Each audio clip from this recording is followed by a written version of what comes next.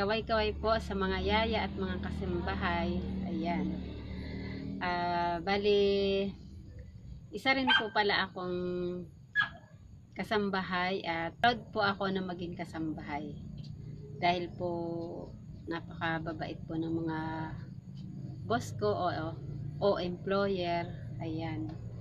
Kaya sobrang natutuwa po ako na meron akong mga boss na mababait at sumusunod po sa itinakda ng batas, katulad po ng pagkakaroon ng SS, pag-ibig, PhilHealth,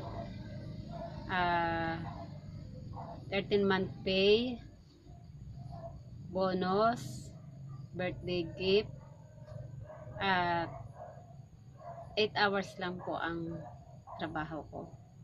Dahil nagtatagal po ako sa kanila ng 9 hours dahil po bali yung isang oras po ay nagiging pahinga ko. Kapag gusto ko pong magpahinga, ganyan. Pero kapag hindi naman po ako natutulog, nanonood na lang po ako ng Netflix. O diba, antaray ko ano. Charot.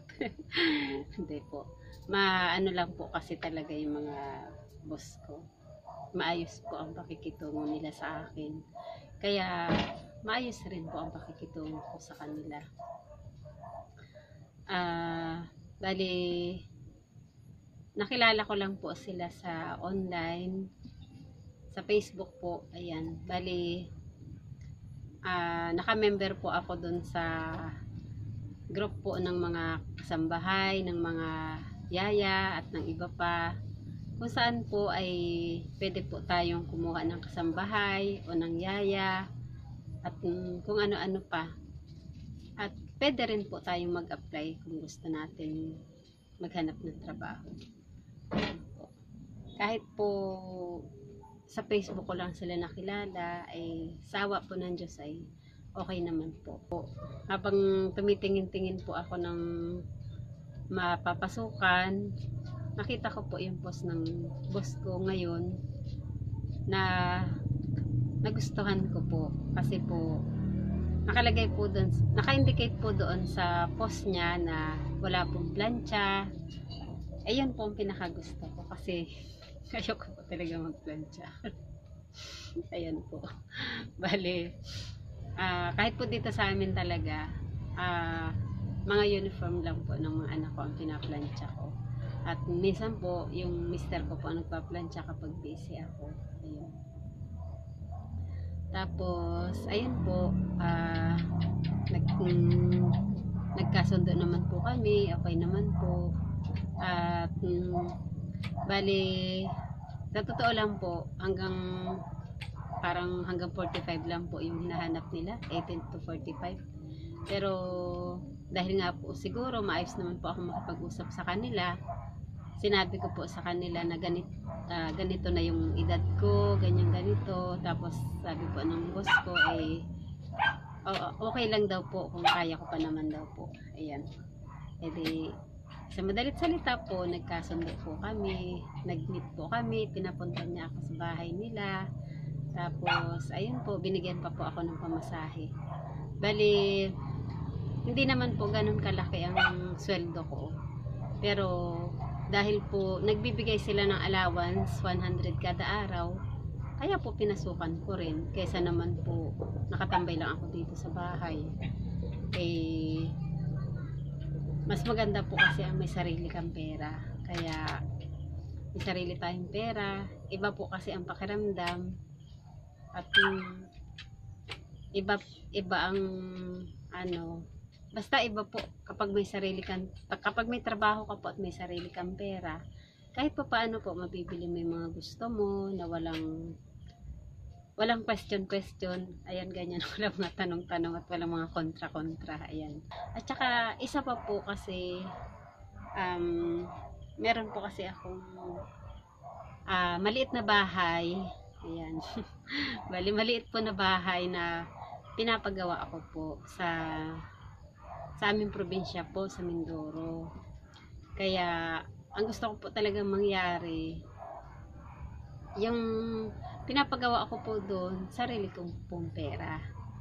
Kaya, ayun po, natutuwa po talaga ako na nakatagpo po ako ng mga boss na katulad ng mga boss ko ngayon. At madalas po kapag may lakad sila, isinasama po nila ako. At meron din po akong overtime. Yan, bali, matutuwa nga po kayo dahil kapag nag-half day po ako, umuwi po ako ng mas maaga,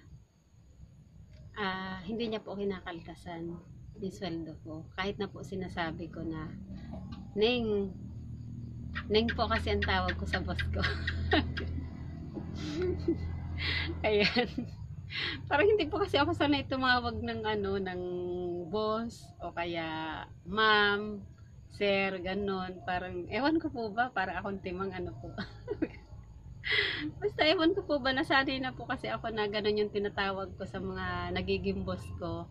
Neng lang, ganyan, o kaya minsan yan sa pangalan nila. Kasi po minsan, meron po kasi ako naging boss dati na nagpapatawag lang po siya sa pangalan. Tapos, para hindi naman po jahe na tawagin ko lang siya sa pangalan niya, tinatawag ko po siya ng Neng. Ayun. Para kahit naman po paano, maganda-ganda siya pakinggan, di ba po? Ayun. Pero, kahit na po ganun, ando po yung pagrespeto ko sa kanila, lalo-lalo na sa boss kong babae. Bilang parang anak ko na nga po siya kasi halos kasi indaran po siya ng panganay ko. Nang dahil po sa trabaho ko bilang kasambahay o katulong ay nakabili na po ako ng e-bike. At yung pong e-bike na yun ay mahigit na pong 1 taon ko na nagagamit po pang service. Hatid sundo po ako ng mister ko.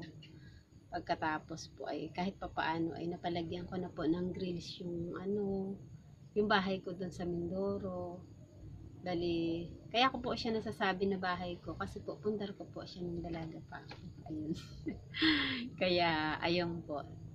Natutuwa po ako dahil kahit pa unti-unti po ay ipapagawa ko po siya. Sa mga sa mga namamasukan po, sana po ay pag nakatagpo po tayo ng mga maayos na employer, ay maging mabait po sana tayo sa kanila at maging yun pong mapagkakatiwalaan sana tayo, ganyan. Wag na wag po tayong gagawa ng hindi maganda. Kasi po, sa totoo lang po, ang pera nauubos. Ang tiwala po nawawala. Pag nawala po ang tiwala sa atin ng isang tao, mahirap na pong maibalik yun. Lagi po natin sanang tatandaan yun.